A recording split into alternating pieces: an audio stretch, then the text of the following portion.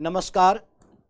IAS point के आपके YouTube channel पर मैं एसके पांडे आप सभी का स्वागत करता हूं। आज मैं यहां जिस टॉपिक पे चर्चा करने जा रहा हूं वह आपके एग्जाम के पॉइंट ऑफ व्यू से बहुत ही महत्वपूर्ण है। यहां हम लोग जो चर्चा करेंगे वह अशोक कालीन अभिलेख है। अशोक कालीन अभिलेख, अशोक कालीन अभिलेख, क्योंकि हमेशा से एग्जाम में इससे संबंधित आपसे प्रश्न पूछा जाता है। अशोक कालीन अभिलेख, जैसा कि बच्चों मैंने चर्चा किया था कि अशोक के जो अभिलेख हैं वह इसके पहले के लेक्चर में अगर आप देखोगे तो एक वीडियो हमारी इस पे पड़ी हुई है जिसमें हमने चर्चा किया है कि अशोक अभिलेख लिखवाने की प्रथा की शुरुआत कैसे किया, किससे प्रेरित होकर किया और सबसे पहले अशोक के अभिलेख की खोज किसने की और कब की। अभिलेख की भाषा क्या है, यह आपसे कुछ बेसिक प्रश्न पूछा जाता है, जिसमें हम लोगों ने देखा कि प्राकृत भाषा में जो भी अभिलेख हैं या जो भी शिलालेख हैं, यह चाहे स्तंभ लेख हो या शिलालेख हो, यह सभी प्राकृत भाषा में रचित है। लिपि अलग अलग है, अलग अलग क्षेत्र में, जिसमें ब्राह्मी, खरोष्ठी, आर्मेइक और ग्रीक, जिसे यूनानी लिपि कहा जाता है। अशोक इसे हम लिपि के नाम से ही संबोधित करता है। यह बाद के विद्वानों के द्वारा इसका नामकरण किया जाता है जब भाषा की उत्पत्ति हुई, और तब इसका नामकरण किया जा रहा है। जैसे ब्राह्मी, तो यह माना गया कि जब भाषा और बोली की उत्पत्ति हुई तो यह ब्रह्मा की दी हुई भाषा है, लिपि है, इसलिए इसे ब्राह्मी कहा जा रहा है। तो खैर वह तो अलग बात है। उसके बाद हम लोग देखें तो अशोक के अभिलेख इतिहास में एक बहुत ही, आप कह सकते हैं कि उत्साह को जन्म दिया जब इसकी खोज हुई। अलग अलग विद्वानों ने अलग अलग समय काल में इसे भिन्न भिन्न रूपों में बतलाया। किसी ने इसे भीम का गद्दा कहा, किसी ने कहा कि इस पे पांडवों की वनवास की कहानी लिखी हुई, किसी ने इसे सिकंदर का शिलालेख कहा और यह बतलाया कि इसमें सिकंदर ने जब पोरस को पराजित किया तो उस उपलक्ष्य में इसमें यूनानी भाषा में लिखा गया है। ऐसा इसलिए क्योंकि अशोक के जो भी अभिलेख थे उस पे किसी पे वैसा अभिलेख नहीं उस समय प्राप्त हुआ जिसको अशोक का पूरा नाम संबोधित किया। अशोक के अभिलेख में अलग अलग नाम हैं, कहीं पे पियदसी, कहीं पियदसी राजा, कहीं बुद्ध शाक्य, कहीं आप देखें तो मगधाधिराज। तो इसे अलग अलग नामों में अलग अलग अभिलेखों पे उत्कीर्ण है, कहीं पे केवल अशोक। अब यह इतिहासकारों के बीच, खोजकर्ताओं के बीच बहुत उलझन था। सबसे पहले इस अभिलेख की खोज टिपेंथेलर महोदय के द्वारा की जाती है। पढ़ने का काम जो इसे किया गया और जो इसकी मूल पहचान जो दी गई वह जेम्स प्रिंसेप के द्वारा दी गई। यह बात 1837 ईस्वी की है। उस समय भारत ब्रिटेन का उपनिवेश हुआ। तो यह 1837 में जेम्स प्रिंसेप ने इसकी पहचान मौर्य शासक अशोक से की, यानी उसके पूर्व तक इन अभिलेखों की पहचान मौर्य शासक अशोक के रूप में नहीं की जाती। इन सभी से संबंधित चर्चा मैंने इसके पहले के लेक्चर में यूट्यूब पे मैंने अपलोड किया है और उसमें मैंने ये सारी जानकारियां आप सबों तक पहुंचाई है, चाहे इसमें जो विद्यार्थी हों या जो हमारे फॉलोअर्स हों, उन सभी के लिए, क्योंकि सभी लोग जानना चाहते हैं अशोक के अभिलेख अशोक से संबंधित घटनाएं, इन सभी को जानने के पीछे एक सबके मन में एक उत्साह होता है। अब यहाँ पे बच्चों हम लोग आज जो चर्चा करेंगे, तो अशोक ने तो बहुत तरीके से स्तंभ लेख भी लिखवाए और उसने शिलालेख भी लिखवाए, लेकिन आज हम लोग यहाँ जो चर्चा करेंगे वह हमारा चर्चा होगा अशोककालीन शिलालेख पर। तो शिलालेख, शिलालेख, अब यह जो शिलालेख है यानी रॉक एडिक्ट्स, यह शिलालेख भी, इसका भी दो वर्गीकरण है। एक जो शिलालेख है वह वृहद शिलालेख कहलाता है, मेजर रॉक एडिक्ट्स, वृहद शिलालेख, वृहद शिलालेख। और यह जो वृहद शिलालेख है इसकी संख्या जो है बच्चों, वह इसकी संख्या 8 है। जो वृहद शिलालेख है, मेजर रॉक एडिक्ट्स, जो बड़े चट्टानों के ऊपर उत्कीर्ण करवाए गए, क्योंकि यही एक साधन था, यही एक माध्यम था जिससे शासक अपनी बातों को जनता तक पहुंचा सके। तो इसलिए अशोक ने इसका उपयोग किया। दूसरा जो शिलालेख है वह लघु शिलालेख के नाम से जाना जाता है। लघु शिलालेख, लघु शिलालेख। अब यह जो वृहद शिलालेख है, इन वृहद शिलालेख की संख्या जो है वह वृहद शिलालेख की संख्या तो कम है, लेकिन इस पे 14 लेख उत्कीर्ण है, इसलिए इसे चतुर्दश के नाम से भी जाना जाता है, चतुर्दश शिलालेख के नाम से भी जाना जाता है। तो एक एक करके हम लोग यहाँ पे अगर चर्चा करें तो यह जो अशोक के वृहद शिलालेख हैं, सबसे पहले हम लोग अशोक के वृहद शिलालेख को देखें। तो अशोक के वृहद शिलालेख से संबंधित प्रश्न पूछा क्या जाता है। अशोक के वृहद शिलालेख, वृहद शिलालेख, तो यह जो वृहद शिलालेख है, जैसा कि हमने चर्चा किया कि यह वृहद शिलालेख 8 स्थानों से प्राप्त है, यानी इनकी संख्या कितनी है, तो इनकी संख्या 8 है, यानी यह 8 स्थानों से प्राप्त हुए। और इस पर लेख कितने हैं, तो इन 8 पर 14 लेख उत्कीर्ण है, 14 लेख।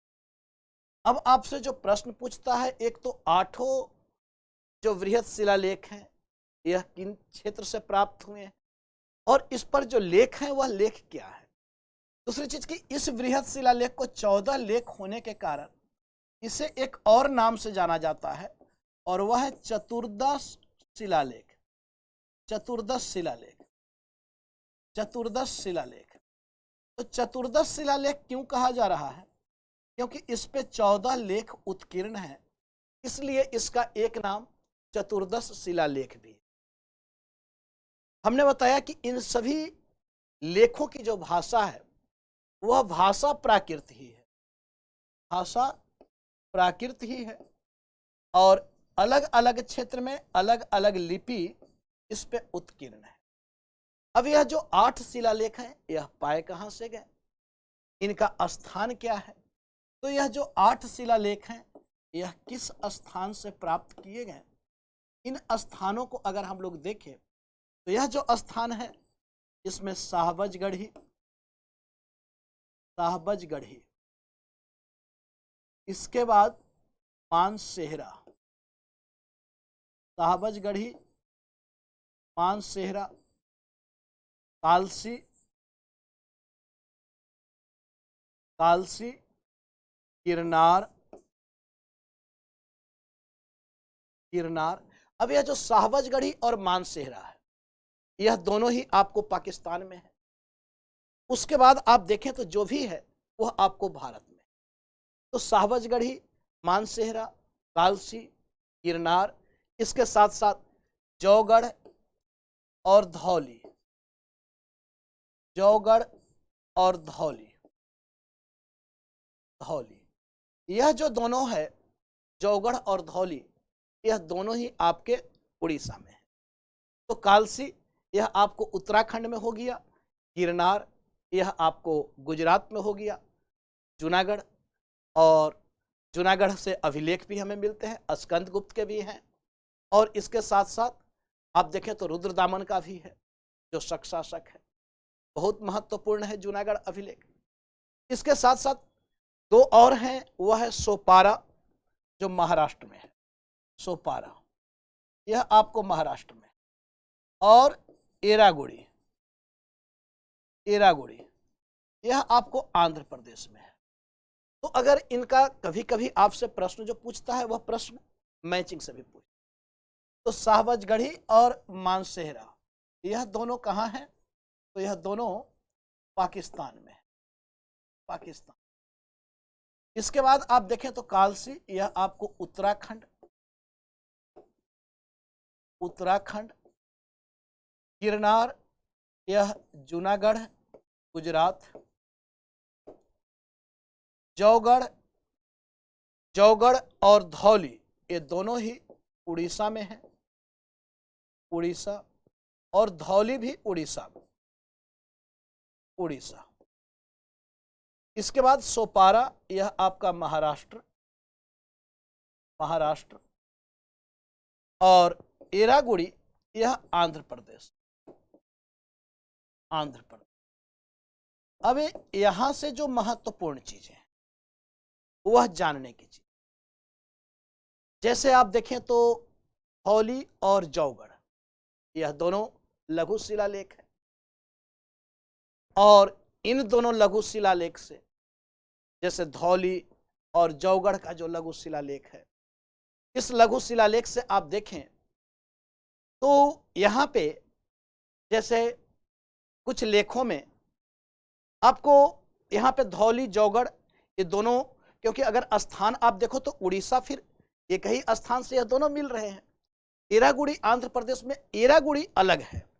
एरागुड़ी से संबंधित महत्वपूर्ण चीज क्या है कि जो एरागुड़ी का जो लघु शिलालेख है, इसकी जो भाषा है यह आप देखें तो यह कुछ अलग भाषा में, अलग भाषा क्यों कहा जा रहा है?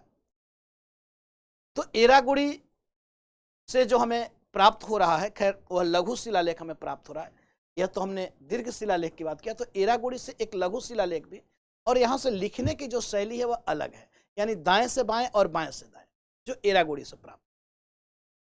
तो यह हमें टोटल आप देखें तो यह 1 2 3 4 5 6 7 8, यह हमें 8 स्थानों से प्राप्त हो, जो आपको यह अशोक के वृहद शिलालेख। अच्छा, इसके साथ साथ अब इस पे लेख क्या उत्कीर्ण है, क्या लेख इस पे लिखे गए हैं?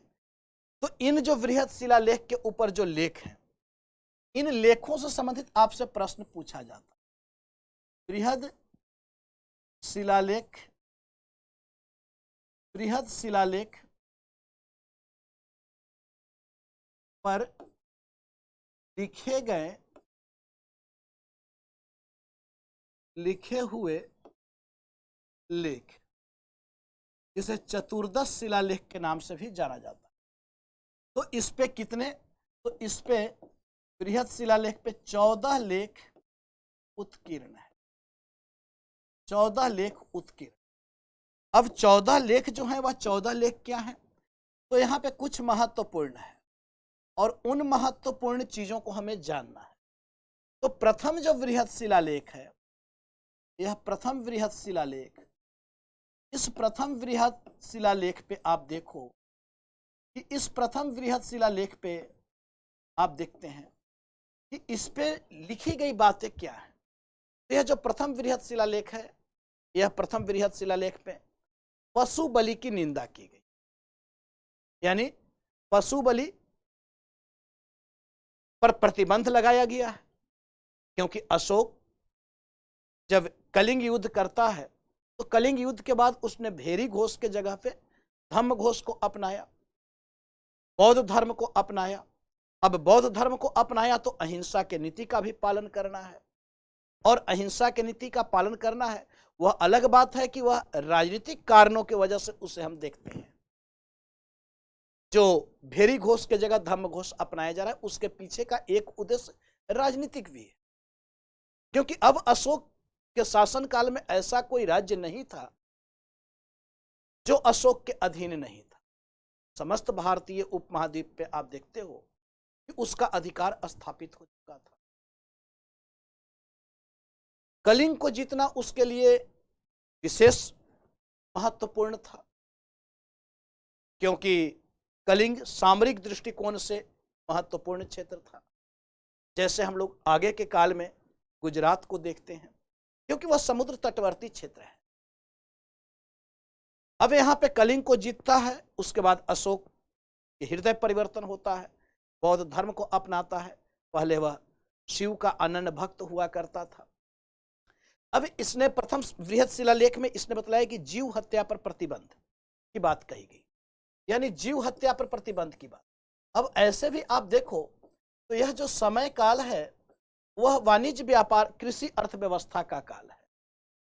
तो जीव हत्या पर प्रतिबंध, जीव हत्या पर प्रतिबंध यह जरूरी भी था, यह उस समय के समाज के अनुकूल था कि जीव हत्या पर प्रतिबंध होनी चाहिए, क्योंकि वह हमारे कृषि में सहयोगी थे। इसके साथ साथ यह बौद्ध धर्म को अपनाया, तो यह बौद्ध धर्म के अहिंसावादी सिद्धांत के अंतर्गत भी आ रहा है। तो इस वृहद शिलालेख में अशोक ने जीव हत्या पर प्रतिबंध की बात, यानी यह महत्वपूर्ण है जो प्रथम वृहद शिलालेख है। अच्छा, इसके साथ साथ आप देखें तो द्वितीय वृहद शिलालेख यह भी बहुत महत्वपूर्ण है। द्वितीय वृहद शिलालेख, अब द्वितीय वृहद शिलालेख क्यों महत्वपूर्ण है? तो यह जो द्वितीय वृहद शिलालेख है बच्चों, यह इसलिए महत्वपूर्ण है क्योंकि इसी द्वितीय वृहद शिलालेख से मनुष्य और पशु के चिकित्सा की सुविधाओं की बात की गई। यानी अशोक यह कहता है कि सिर्फ मनुष्य के लिए ही चिकित्सीय सुविधा नहीं होनी चाहिए, बल्कि मनुष्य के साथ साथ पशुओं को भी चिकित्सीय सुविधा प्राप्त होनी चाहिए। तो मनुष्य और पशु दोनों के लिए आप देखें तो चिकित्सालय की स्थापना की बात इसमें की गई। यानी मनुष्य और पशु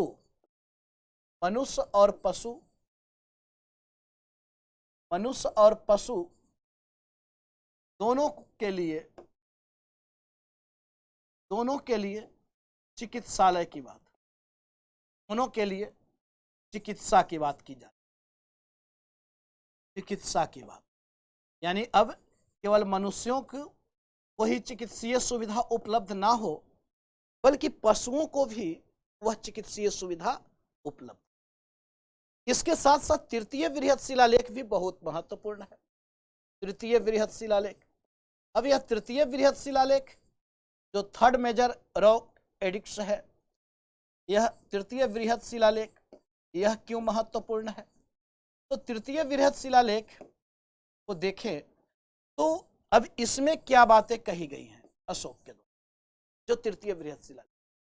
तो इसमें आप देखें तो अशोक ने अपने शासनकाल में रज्जुक और प्रादेशिक नामक अधिकारियों को नियुक्त करता है। तो इनकी नियुक्ति की चर्चा इसमें है। प्रश्न बहुत बार पूछे हुए कि रज्जुक और प्रादेशिक की नियुक्ति की चर्चा किस शिलालेख से प्राप्त हुई है? तो यह अशोक के तृतीय वृहद शिलालेख से रज्जुक और प्रादेशिक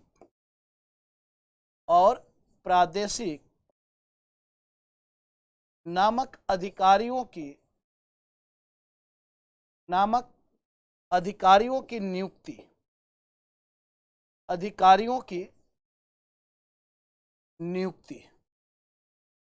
तो रज्जुक और प्रादेशिक नामक अधिकारियों की नियुक्ति की चर्चा इस तृतीय वृहद शिलालेख में की, जो यह भी बहुत महत्वपूर्ण है। इसके बाद आप देखें तो पंचम वृहद शिलालेख, यह जो पंचम वृहद शिलालेख है बच्चों, यह भी महत्वपूर्ण है, क्योंकि जो महत्वपूर्ण वृहद शिलालेख है हम लोग उसको देखेंगे। तो पंचम वृहद शिलालेख, अब इस पंचम वृहद शिलालेख में क्या है? तो यह जो पंचम वृहद शिलालेख है, इस पंचम वृहद शिलालेख में आप देखें तो इसमें धम्म महामात्र धम्म महामात्र की नियुक्ति की चर्चा की गई है।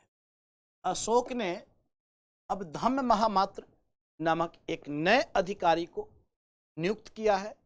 इसकी चर्चा इस 5वें बृहत शिलालेख से हमें प्राप्त हो। इसी के साथ साथ आप देखें तो यह 5वां बृहत शिलालेख है जिसमें अशोक के जीवित भाइयों का भी उल्लेख है। इसके साथ साथ अशोक के जीवित भाइयों का भी उल्लेख, जीवित भाइयों का उल्लेख, यह भी जीवित भाइयों का उल्लेख, यह भी हमें इसी तृतीय बृहत शिलालेख से प्राप्त होता है। तो इसमें अशोक के जीवित भाइयों का भी उल्लेख है, जिसमें कहा गया ना कि अशोक ने अपने 99 भाइयों की हत्या करके और वह शासक बनता है। लेकिन अशोक के तृतीय बृहत शिलालेख में उसके जीवित भाइयों का भी उल्लेख, इसमें 5म बृहत शिलालेख में उसके इस जीवित भाइयों का भी उल्लेख है। इसके साथ साथ आप देखें तो 6ठा बृहत शिलालेख, यह भी बहुत महत्वपूर्ण है। 6ठा बृहत शिलालेख, अब यह क्यों महत्वपूर्ण है बच्चों? तो यह जो 6ठा बृहत शिलालेख है, यह इसलिए महत्वपूर्ण है क्योंकि अशोक इसमें जो वर्णन करता है, अशोक बतलाता है कि सर्वहित मेरा कर्तव्य है, सर्वहित मेरा कर्तव्य है, कर्तव्य है, कर्तव्य है। तो यह जो अशोक ने उल्लेख किया कि सर्वहित मेरा कर्तव्य है, सभी लोगों का हित, यह शासक का कर्तव्य। प्रजा सुखे सुखे राजा की जो अवधारणा है वो हमें यहां पे दिखाई। इसी में अशोक यह बतलाता है कि चाहे मैं कहीं भी हूं, किसी भी अवस्था में हूं, हमारे जो प्रतिवेदक हैं, हमारे जो सूचनादाता हैं, अगर राज्य से संबंधित, जनता से संबंधित कोई भी सूचना हो तो हमें अविलंब उस पहुंचाई जाए। चाहे मैं शयन कक्ष में आराम कर रहा हूं या फिर मैं वाटिका में, उद्यान में घूम रहा हूं या मैं भोजन कर रहा हूं, तो मैं किसी भी अवस्था में, चाहे मैं भोजन करूं, शयन कक्ष में पड़ा रहूं, वाटिका में घूमता रहूं, उद्यान में घूमता रहूं, अगर राज्य से संबंधित कोई सूचना है तो हमारे जो प्रतिवेदक हैं वह हमें तुरंत उस सूचना से अवगत कर। तो इसमें सर्वहित मेरा कर्तव्य जो अशोक बोलता है कि प्रजा मेरी संतान है, तो यहां पे पिता तुल्य जो भावना है, एक पिता अपने पुत्र को किस रूप में देखता है, यह जो भावना है यह हमें यहां पे चरितार्थ हो। यहां पे प्रजा सुखे सुखे राजा का की जो अवधारणा है वह यहां पे चरितार्थ हो। इसके साथ साथ आप देखें तो सातवां, सातवां के साथ साथ एक और इसमें अगर हम लोग देखें तो 7वां एवं 12वां, ये दोनों को मैं एक साथ बताना चाहता हूं। क्यों बताना चाहता हूं वह भी मैं बताऊंगा कि 7वां एवं 12वां यह जो बृहत शिलालेख है, बृहत शिलालेख, तो इन 7वां एवं 12वें बृहत शिलालेख में क्या कहा गया? तो यह जो 7वां बृहत शिलालेख है, यह जो 12वां बृहत शिलालेख है, तो इसमें अशोक धार्मिक सहिष्णुता, अशोक के धार्मिक सहिष्णुता हमें यहां पे दिखाई देता है। यानी अशोक के धार्मिक सहिष्णुता का उल्लेख है कि अशोक जो है, यह अशोक इन 7वें एवं 12वें बृहत शिलालेख से यहाँ पे धार्मिक सहिष्णुता की जानकारी हमें प्राप्त होती है। धार्मिक सहिष्णुता, धार्मिक सहिष्णुता। अब धार्मिक सहिष्णुता यानी सभी धर्मों के प्रति समान व्यवहार। यह जो ऐसा नहीं है कि अशोक ने बौद्ध धर्म को अपनाया तो अन्य धर्मों को वह समाप्त कर देगा, बल्कि उनके प्रति भी, और भारत में ऐसे भी धर्म को लेकर आप देखें तो यह उदारता बनी रही है। धर्म को लेकर आपका जो विचार अभिव्यक्ति के जो अवधारणा के विचार को अभिव्यक्त करने की जो आज़ादी है शुरू से ही है। अगर ऐसा नहीं होता तो बौद्ध धर्म, जैन धर्म या अन्य संप्रदाय स्थापित नहीं होते। कम से कम धर्म को लेकर भारत में कोई रक्त रंजित क्रांतियां कभी नहीं हुई। तो यहाँ पे अशोक धार्मिक सहिष्णुता। दूसरी ओर आप देखें तो अशोक ने जो धम्म को भी स्थापित किया तो वह ऐसा नहीं कि वह बौद्ध धर्म ही है, क्योंकि अगर वह बौद्ध धर्म होता, मूलतः बौद्ध धर्म होता, तो फिर अशोक के शासन काल में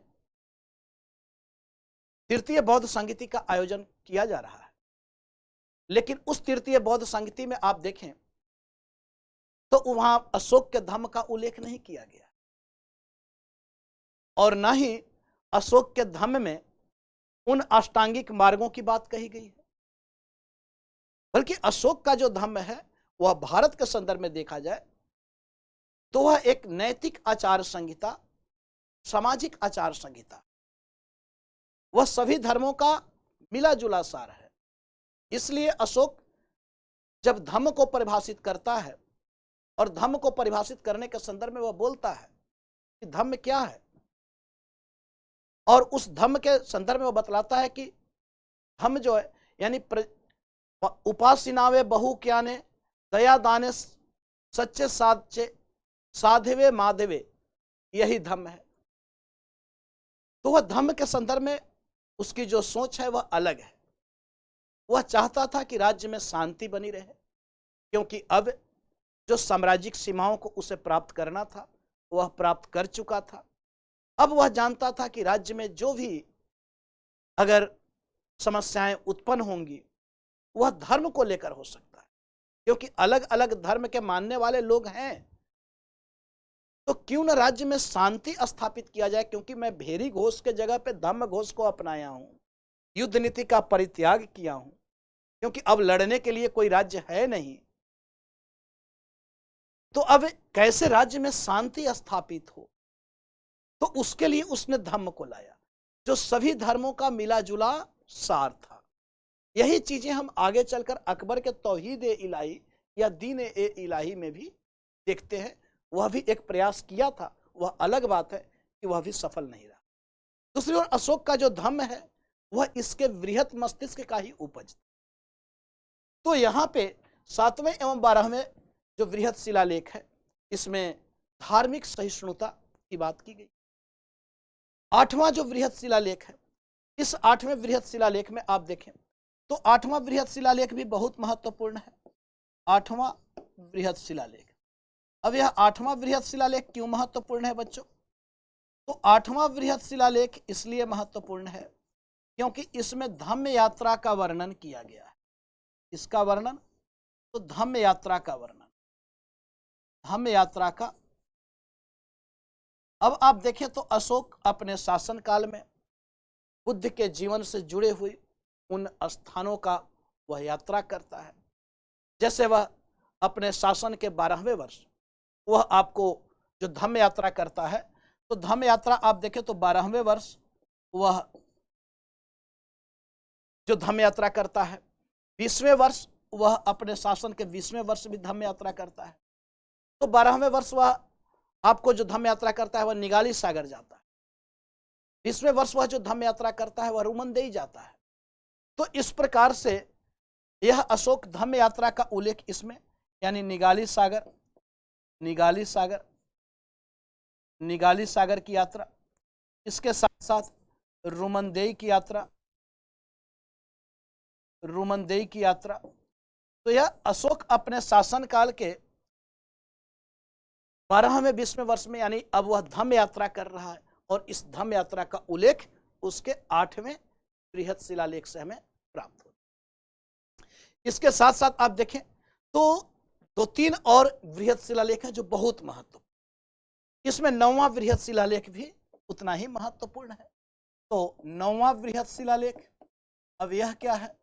9वां बृहत शिलालेख, बृहत शिलालेख, इसमें हमें क्या जानकारी मिल रही है?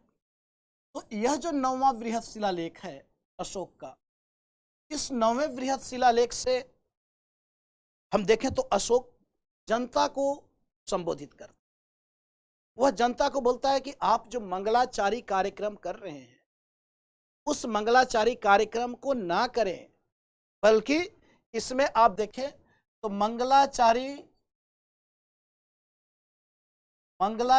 कार्यक्रम की निंदा की गई है, कार्यक्रम की निंदा की गई है, निंदा।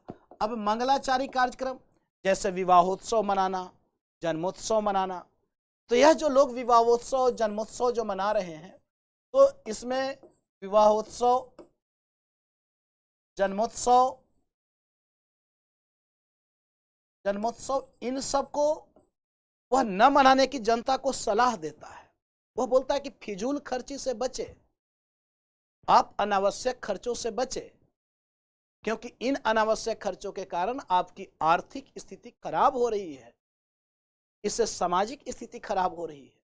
तो आप देखें कि वह जनता को, यानी शासक जो है वह कैसे कह रहा है कि लोकहित मेरा कर्तव्य है और सभी प्रजा, सारे प्रजा मेरे पुत्र के समान है, तो उस तरीके से वह प्रजा को संबोधित भी कर रहा है, प्रजा को उस तरीके से वह अनुशासन भी सिखा रहा है, प्रजा के कर्तव्यों को निर्वाह का पालन करने का तरीका भी सिखा रहा है कि अगर हमारे राज्य के जनता किसी कारणवश कष्ट में रह रहे हैं या उस प्रकार से कुछ क्रिया करने से उन्हें अगर कुछ कष्ट ऐसी होती है, तो उन क्रियाओं को हमें रोकना चाहिए। यह एक पिता का कर्तव्य है कि वह अपने पुत्र को उस सही और गलत की जानकारी प्रदान करे। तो इसके लिए अशोक का जो 9वां वृहद शिलालेख है, अब इसके लिए भी आप देखें तो इसने क्या किया, कैसे लोगों तक अपनी बातों को पहुंचा कि आप इन मंगलाचारी कार्यक्रमों को ना करें। तो इसके लिए वह अपनी बातों को पहुंचाने के लिए उसने रॉक एडिक्ट्स का सहारा लिया और उसने उन शिलाओं के ऊपर लिखवाया कि शासक ऐसा चाहता है, राजा ऐसा चाहता है। तो इस प्रकार से यह मंगलाचारी कार्यक्रम की निंदा इसमें की गई।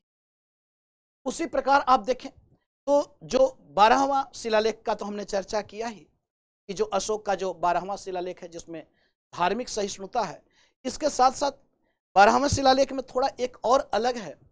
यह जो अशोक का जो 12वां शिलालेख है उसमें स्त्री अध्यक्ष का भी चर्चा किया गया है इतिछिक महामात्य के रूप में। तो यह जो इतिछिक महामात्य है तो स्त्री अध्यक्षों का भी चर्चा उसमें किया गया। इसके बाद आप देखें तो अशोक का 13वां वृहद शिलालेख, 13वां वृहद शिलालेख, अब यह जो 13वां वृहद शिलालेख है, इस 13वें वृहद शिलालेख को देखें तो इसमें क्या है, तो यह सबसे अधिक लंबा, सर्वाधिक लंबा है जो 13वां वृहद शिलालेख है। इसी 13वें वृहद शिलालेख में, यानी एक तो आपको यह ध्यान रखना है कि सर्वाधिक लंबा जो लेख है वह किसमें है, वह 13वें वृहद शिलालेख। इसी में आपको कलिंग युद्ध का वर्णन है, कलिंग युद्ध का वर्णन है। यह जो कलिंग का युद्ध है जिसमें 1 लाख लोगों की मृत्यु हुई और 1.5 लाख लोग घायल हुए, और इन अवस्था को देखकर अशोक का हृदय परिवर्तन होता है। तो इसी में हृदय परिवर्तन की बात है, हृदय परिवर्तन की बात है, हृदय परिवर्तन की बात है। इसी के साथ साथ देखें तो यही 13वां शिलालेख है जिसमें अशोक धम्म घोष यानी भेरी घोष के जगह धम्म घोष अपनाने की बात करता है। तो भेरी घोष की जगह, भेरी घोष की जगह धम्म घोष अपनाने की बात, धम्म घोष अपनाने की बात यह इसी 13वें शिलालेख में करता है अशोक। इसके साथ साथ आप देखें तो यह जो 13वां शिलालेख है इसी में आपको चोल, चेर, पांड्य राज्यों का उल्लेख किया गया है, यानी जो सीमावर्ती जो राज्य हैं। तो इसी में आपको चोल, चेर और पांड्य राज्यों का उल्लेख, चोल, चेर और पांड्य राज्यों का उल्लेख। तो इन राज्यों को अशोक मौर्य साम्राज्य में शामिल नहीं करता है। क्यों नहीं करता है? तो उसके पीछे का मुख्य कारण एक तो उत्तर और दक्षिण की दूरी है, यातायात के साधन नहीं थे, संचार के साधन नहीं थे। अभी उत्तर और दक्षिण का एकीकरण इस युग में संभव नहीं।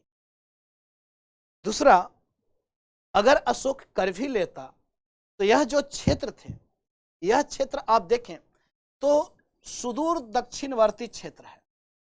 यह भारत के बिल्कुल आपका सुदूर दक्षिणवर्ती क्षेत्र है, क्योंकि कर्नाटक तक उसने अधिकार कर लिया अशोक ने, यानी मौर्य साम्राज्य के अधीन ही था। चंद्रगुप्त मौर्य के समय से ही हम देख रहे हैं। इस क्षेत्र में अगर आने का मतलब है कि यह क्षेत्र जो है अभी आर्यन संस्कृति के प्रभाव में आया नहीं था, गैर आर्यीकृत क्षेत्र था। यह क्षेत्र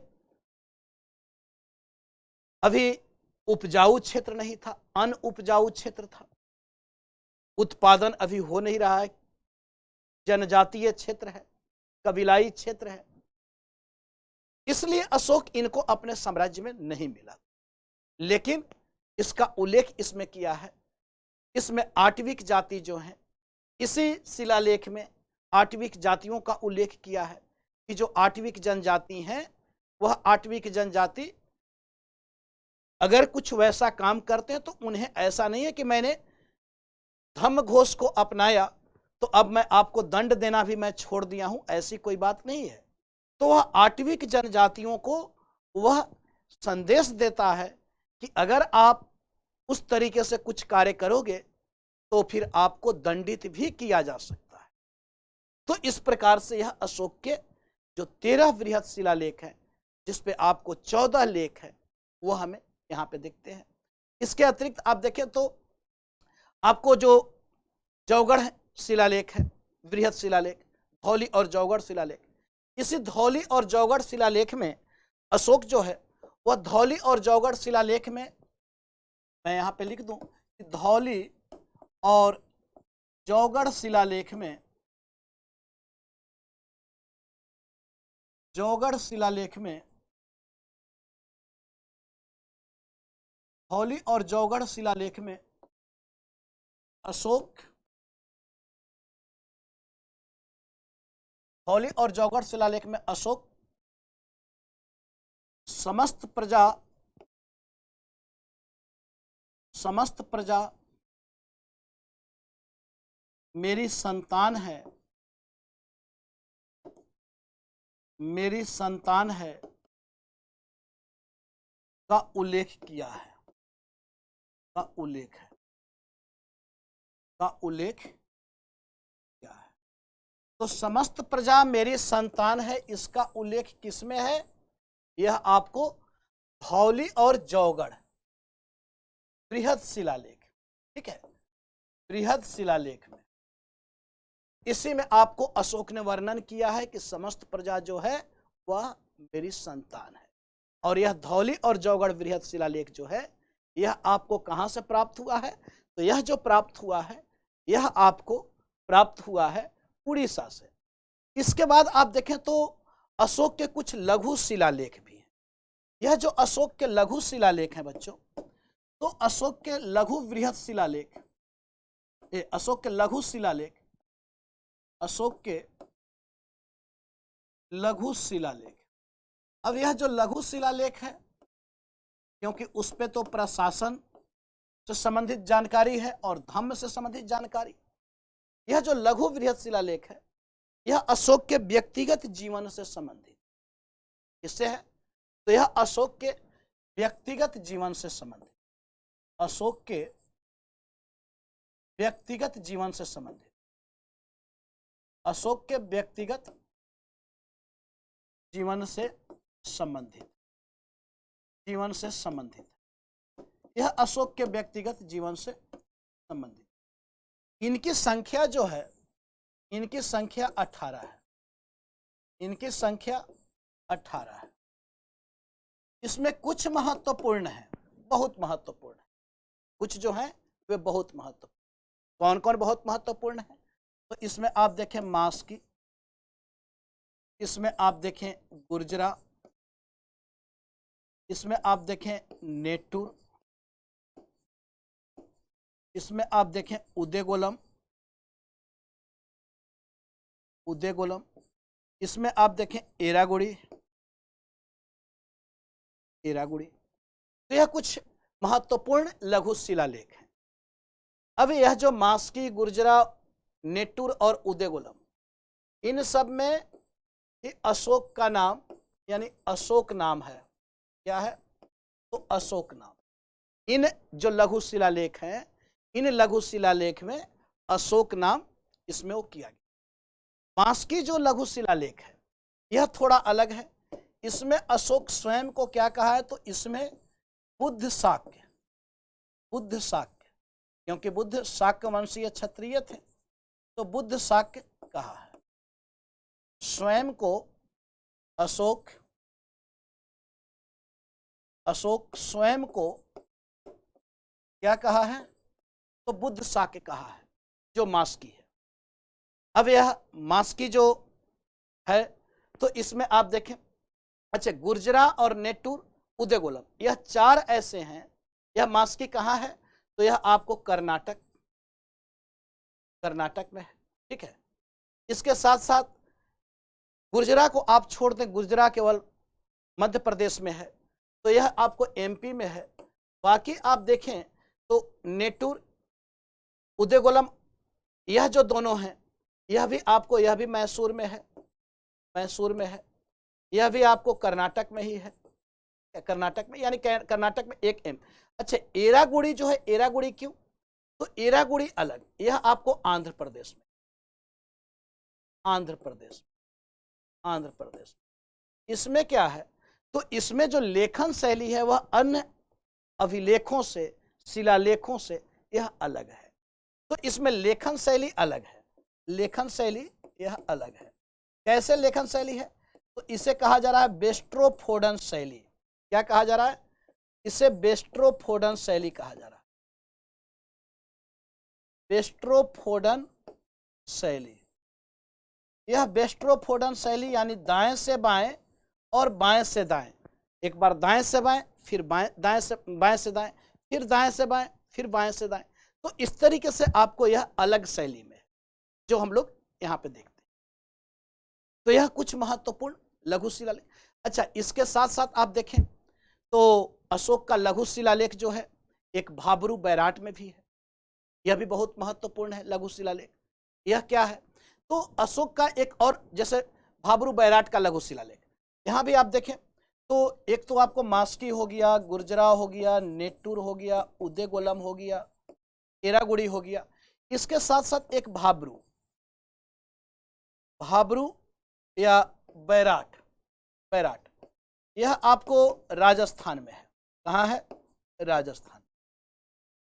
अच्छा, इसमें क्या है? यह क्यों महत्वपूर्ण है?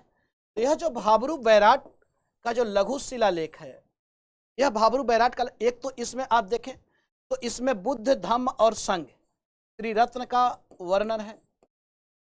त्रिरत्न, त्रिरत्न कौन है? तो बुद्ध, धम्म, संघ। बुद्ध शरणम गच्छामि, धम्म शरणम गच्छामि, संघ शरणम गच्छामि। अच्छा, इसी जो भाबरू जो शिलालेख है, इस भाबरू शिलालेख में ही लघु शिलालेख है। इस भाबरू लघु शिलालेख में ही अशोक अपने आप को क्या कह रहा है? तो मगधाधीराज, मगधाधीराज। अशोक ने अपने आप को मगधाधीराज बताया है। तो इस, अब देखें, अब सभी में तो अशोक का नाम मिल नहीं रहा है, किसी में देवा नाम, किसी में देवा नाम पियदर्शी, किसी में मगधाधीराज। तो इसमें आपको मगधाधीराज इसका नाम मिलता है। जो मास्की जो है लघु शिलालेख, इसमें अशोक ने क्या कहा? तो मास्की लघु शिलालेख में अशोक ने स्वयं को बुद्ध शाक्य कहा, बुद्ध शाक्य कहा, स्वयं को वह बुद्ध शाक्य कहता है। इसके साथ साथ मास्की, गुर्जरा, नेटूर और उदेगोलम, इसमें उसका नाम अशोक मिलता है।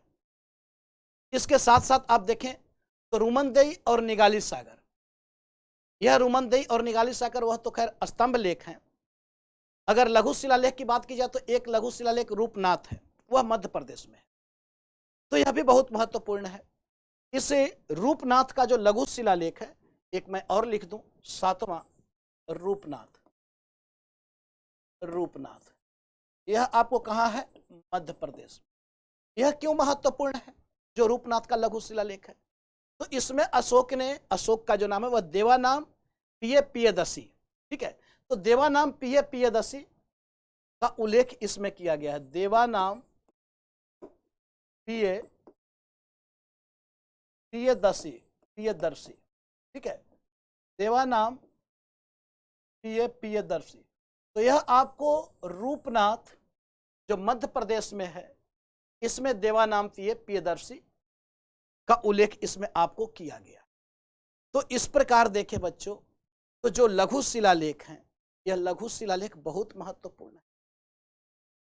हाब्रू में प्रियदर्शी का भी उल्लेख है।